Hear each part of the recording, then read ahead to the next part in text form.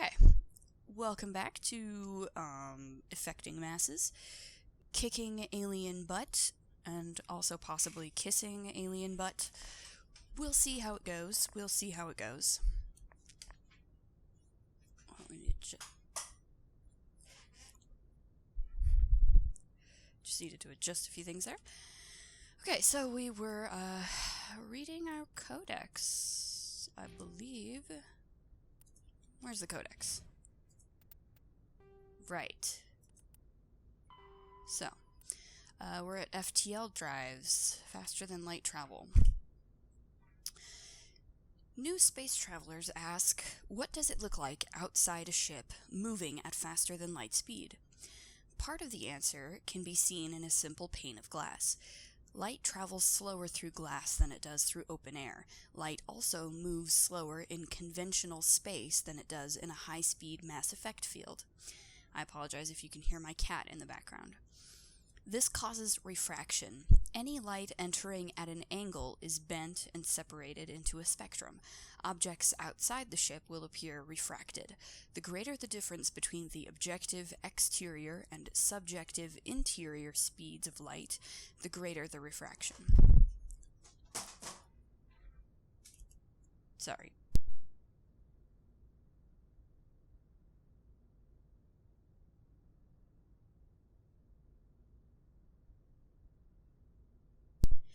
As the subjective speed of light is raised within the field, objects outside will appear to redshift, eventually becoming visible only to radio telescope antennae.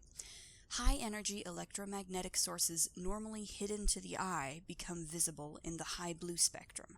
As the speed of light continues to be raised, X-ray, gamma ray, and eventually cosmic ray sources become visible. Stars will be replaced by pulsars, the accretion disks of black holes, quasars, and gamma ray bursts. To an outside observer, a ship within a mass effect drive envelope appears blue-shifted. If within a field that allows travel at twice the speed of light, any radiation it emits has twice the energy as normal. If the ship is in a field of about 200 times light speed, it radiates visible light as X-rays and gamma rays, and the infrared heat from the hull is blue-shifted up into the visible spectrum or higher. Ships moving at FTL are visible at great distances, though their signature will only propagate at the speed of light. I have a really hard time grasping that. I'm not sure what it means, but I think generally speaking it's about looking red or blue. I think that is a very pretty picture. That's all I can say. Okay, so space combat. Combat endurance. Heat limits the length and intensity of ship-to-ship combat. Starships generate enormous heat when they fire high-energy weapons, perform maneuvering burns, and run onboard combat electronics. In combat, warships produce heat more quickly than they can disperse it. As heat builds within a vessel, the crewed spaces become increasingly uncomfortable. Before the heat reaches lethal levels, a ship must win or retreat by entering FTL. After an FTL run, the ship halts, shuts down non-essential systems, and activates the heat radiation gear. Combat endurance varies by ship design and by the battle's location. Battles in the deep cold of interstellar space can go on for some time. Engagements close to a star are brief. Since habitable worlds are usually close to a star, battles over them are frantic. Let's learn about cruisers. Cruiserweight starships are the standard combat unit encountered away from large naval bases, the poor bloody infantry of most fleets. Nimble scouting frigates have neither the punch nor the stamina to stand up to serious combat, and the mighty dreadnoughts are a strategic resource, carefully hoarded and committed to the most critical battles. Cruisers perform routine independent show-the-flag patrols in settled systems and lead flotillas of frigates in small engagements, such as pirate suppression campaigns. In major fleet engagements, cruiser squadrons support the dreadnought battle line by screening their flanks against enemies attempting to maneuver for a main gun bowshot from their vulnerable broadsides. Alliance cruisers are named after cities of Earth. Dreadnoughts. The dreadnought is the ultimate arbiter of space warfare. Millions of tons of metal, ceramic, and polymer dedicated to the projection of firepower against an enemy vessel of like ability. No sane commander would face a dreadnought with anything less than another dreadnought. A dreadnought's power lies in the length of its main gun. Dreadnoughts range from 800 meters to 1 kilometer long, with a main gun of commensurate length.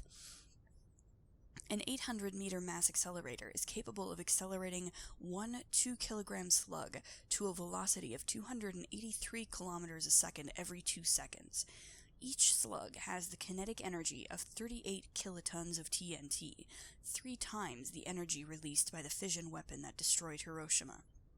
When used to bombard planets, some of this kinetic energy is lost due to atmospheric re-entry friction. As a rule of thumb, each Earth atmosphere of air pressure saps approximately 20% of a projectile's impact energy. The Turian fleet presently has 37 dreadnoughts, the Asari 21, and the Solarians 16. Humanity has 6, with an additional hull under construction at Arcturus Station. Alliance battleships are named for mountains of Earth. The Everest class include Everest, Fuji, and Elbrus. The Kilimanjaro class includes Kilimanjaro, Taishan, Shasta, and Aconcagua. Aconcagua, I think, which is the one that's under construction.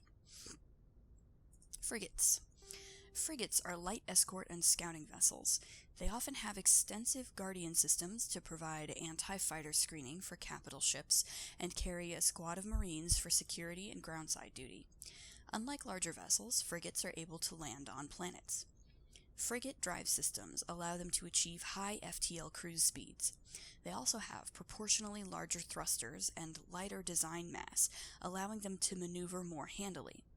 In combat, speed and maneuverability make a frigate immune to the long-range fire of larger vessels. In the time it takes projectiles to reach them, frigates are no longer where they were predicted to be. In fleet combat, frigates are organized into wolf pack flotillas of 4 to 6. Wolf packs speed through enemy formations, hunting enemy vessels whose kinetic barriers have been taken down by fighter-launched disruptor torpedoes. The wolf pack circle strafes vulnerable targets, using their superior speed and maneuverability to evade return fire. Alliance frigates are named for great battles in human history, such as the Normandy, which is a frigate. Heat management. This gets really complicated really fast. Dispersal of heat generated by onboard systems is a critical issue for a ship. If it cannot deal with heat, the crew may be cooked within the hull, which is not a pretty picture. Radiation is the only way to shed heat in a vacuum. Civilian vessels utilize large, fragile radiator panels that are impossible to armor. Warships use diffuse radiator arrays, or DRA, ceramic strips along the exterior of the armored hull. These make the ship appear striped to thermographic sensors. Since the arrangement of the strips depends on the internal configuration of the ship, the patterns for each vessel are unique and striking. On older ships, the DRA strips could become red or white hot. Dubbed tiger stripes or war paint by humans, the glowing DRA had a psychological impact on pirates and irregular forces.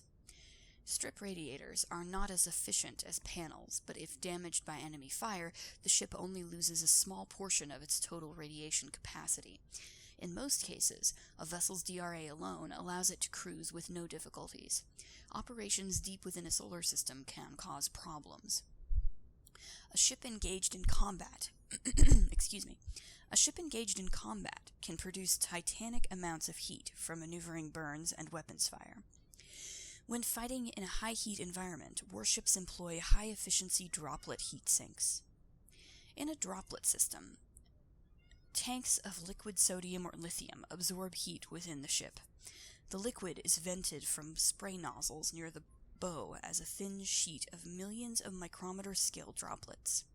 The droplets are caught at the stern and recycled into the system. A droplet system can sink 10 to 100 times as much heat as DRA strips. Droplet sheets resemble a surface ship's wake through the water. The wake peels out in sharp turns, spreading a fan of droplets as the ship changes vectors and leaves the coolant behind.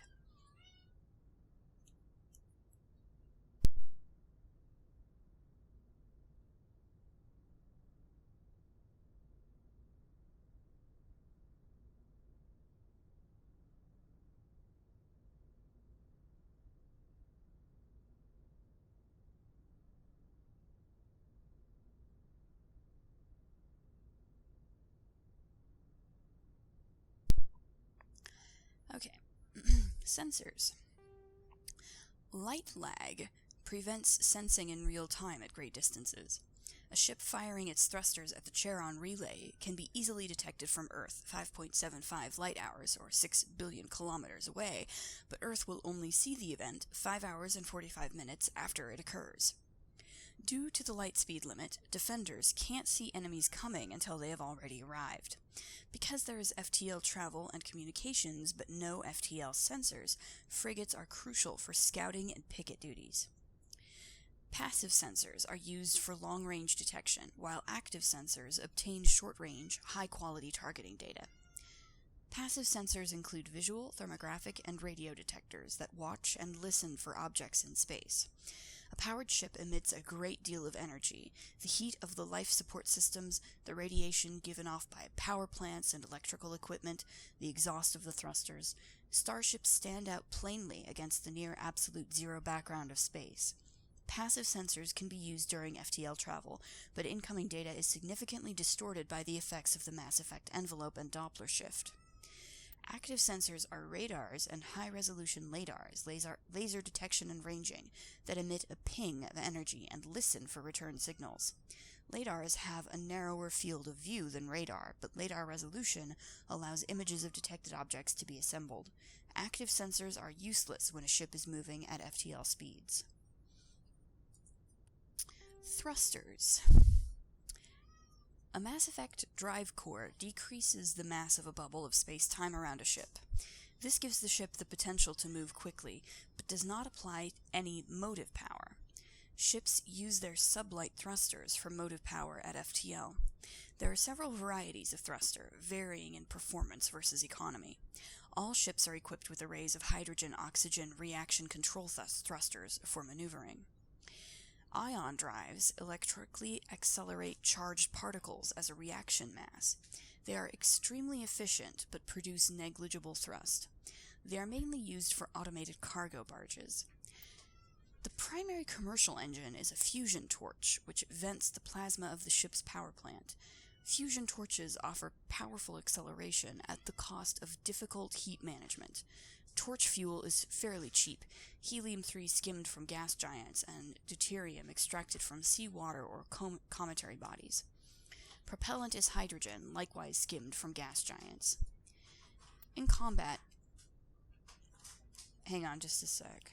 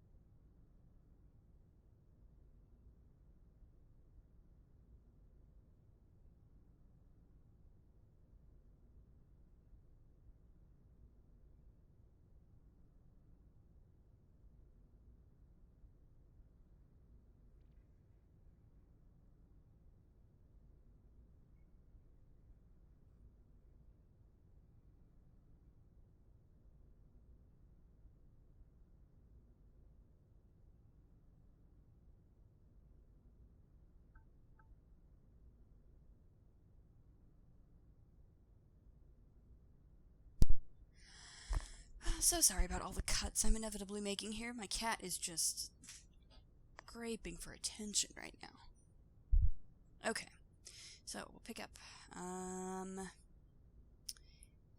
Right. In combat, military vessels require accelerations beyond the capability of fusion torches. Warship thrusters inject antiprotons into a reaction chamber filled with hydrogen. The matter-antimatter annihilation provides unmatched motive power. The drawback is fuel production. Antiprotons must be manufactured one particle at a time. Most antimatter production is done at massive solar arrays orbiting energetic stars, making them high-value targets in wartime. The exhaust of fusion and antiproton drives is measured in millions of degrees Celsius. Any vessel caught behind them will melt like wax in a blowtorch. Any long-duration interstellar flight consists of two phases, acceleration and deceleration. Starships accelerate to the halfway point of their journey, then flip 180 degrees and apply thrust on the opposite vector, decelerating as they finish the trip. The engines are always operating, and peak speed is attained at the middle of the flight. Ablative armor. A warship's kinetic barriers reduce the damage from solid objects, but can do nothing to block Guardian lasers, particle beams, and other forms of directed energy weapon, or DEW. The inner layer of warship protection consists of ablative armor plate designed to boil away when heated. The vaporized armor material scatters a DEW beam, rendering it ineffectual. A scaffold is built around the interior pressure hull, with sheets of ablative armor hung from the structure. Ships typically have multiple layers of armor separated by empty baffles, spaces often used for cargo storage. Cruisers, which lack the internal space to fit dedicated fighter hangars, store the shipboard fighter complement in the baffles. It is not unknown for enlisted crew to build illicit alcohol distilleries in some obscure corner of the baffles, safe from prying eyes. And Guardian weapons. A ship's General Area Defense Integration Anti-Spacecraft Network, or Guardian, consists of anti-missile, anti-fighter laser turrets on the exterior hull. Because these are under computer control, the gunnery control officer needs to do little beyond turn the system on and designate targets as hostile. Since lasers move at light speed, they cannot be dodged by anything moving at non-relativistic speeds. Unless the beam is aimed poorly, it will always hit its target. In the early stages of a battle, the Guardian fire is 100% accurate. It is not 100% lethal, but it doesn't have to be. Damaged fighters must break off for repairs. Lasers are limited by diffraction. The beam spreads out, decreasing the energy density, watts per square meter, the weapon can place on a target. Any high-powered laser is a short-ranged weapon. Guardian networks have another limitation: heat.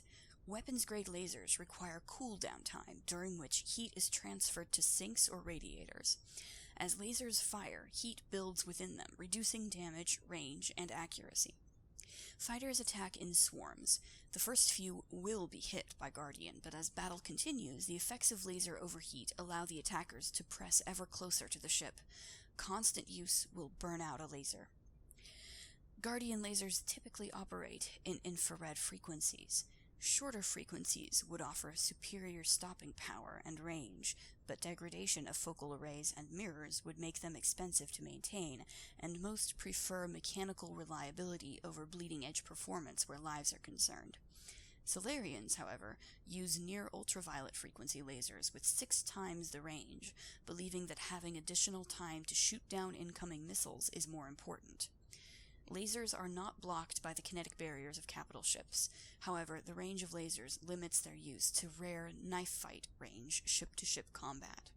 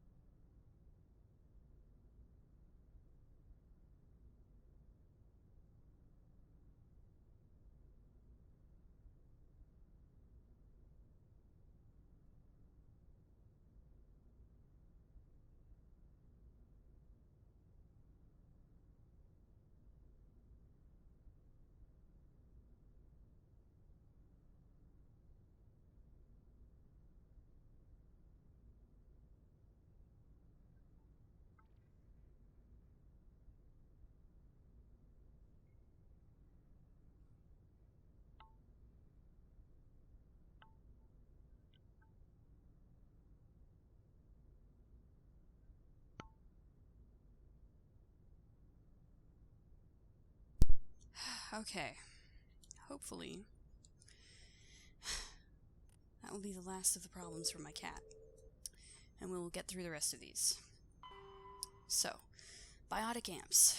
So here's some more explanation about biotics and what they can do, and how they do it.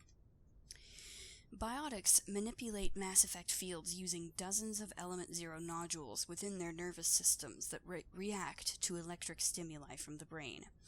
Amplifiers allow biotics to synchronize the nodules so they can form fields large and strong enough for practical use. Amplifiers can improve a specific discipline or talent. An implant is a surgically embedded interface port into which amps are plugged in. On humans, the implant is usually placed at the base of the skull for convenient access, though the user must be careful to keep it free of contaminants. Implant ports can fit a variety of amps, and there is a growing market for modifications and add-ons. The finest quality implants and amps are manufactured by Asari artisans, but the Alliance's L3 implants, first deployed in 2170, are a significant step forward. Communications. Real-time communication is possible thanks to networks of expensive mass relay comm buoys that can daisy-chain a transmission via lasers. Comm buoys are maintained in patterns built outward from each mass relay. The buoys are little more than a cluster of primitive miniature mass relays. Each individual buoy is connected to a partner on another buoy in the network, forming a corridor of low mass space. Tight beam communications lasers are piped through these tubes of FTL space, allowing virtually instantaneous communication to anywhere on the network. The networks connect across regions by communications lasers through the mass relays. With this system, the only communications delay is the light lag between the source or destination and the closest buoy. So long as all parties remain within half a light second or 150,000 kilometer of buoys, seamless real-time communications are possible. Since buoys are maintained in all traveled areas, most enjoy unlimited instant communication. Ships only suffer communications lag when operating off established deep space routes, around uninhabited outer system gas giants and other unsettled areas. During wartime, comm buoy networks are the first target of attack. Once the network is severed, it can take anywhere from weeks to years to get a message out of a contested system. In systems where a buoy network has not yet been built or has been destroyed, rapid communication means ferrying information through high-speed courier ships and unmanned data drones.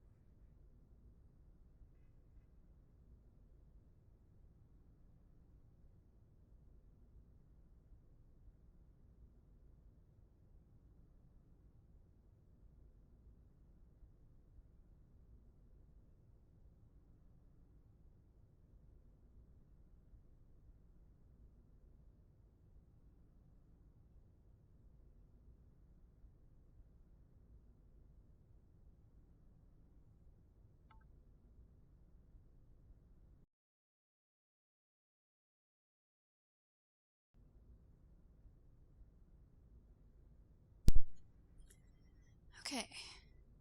Hopefully that's taken care of now. So, administration.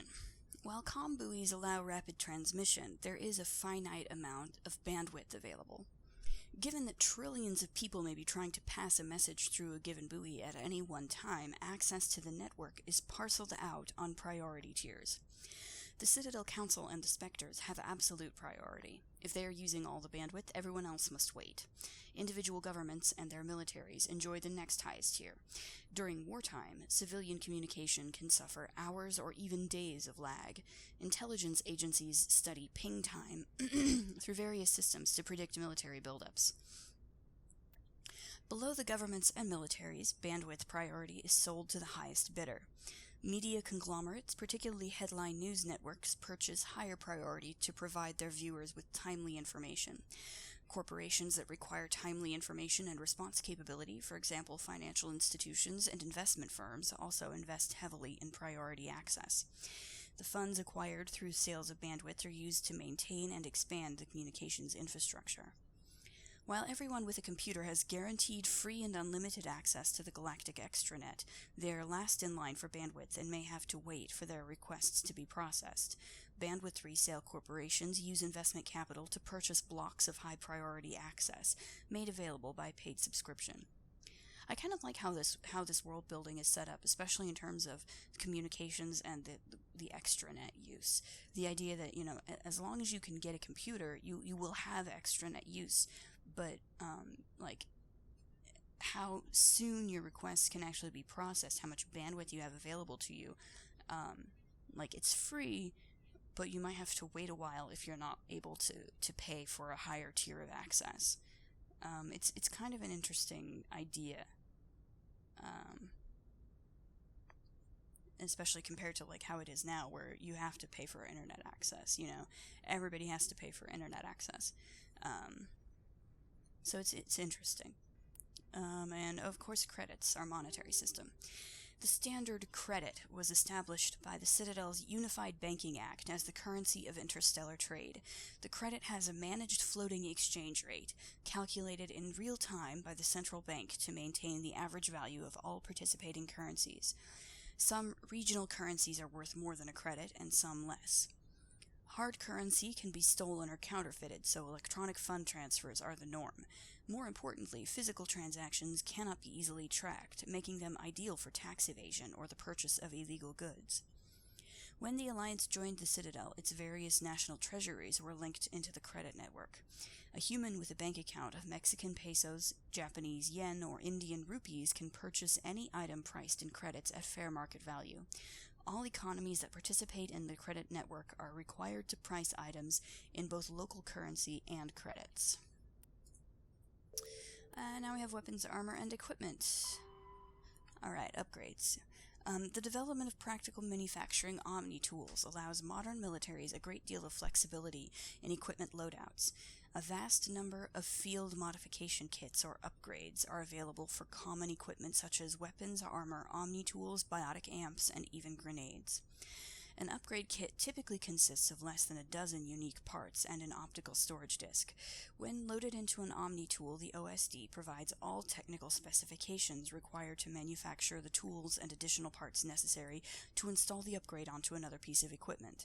Assembly is typically modular, and installation can be completed in less than a minute.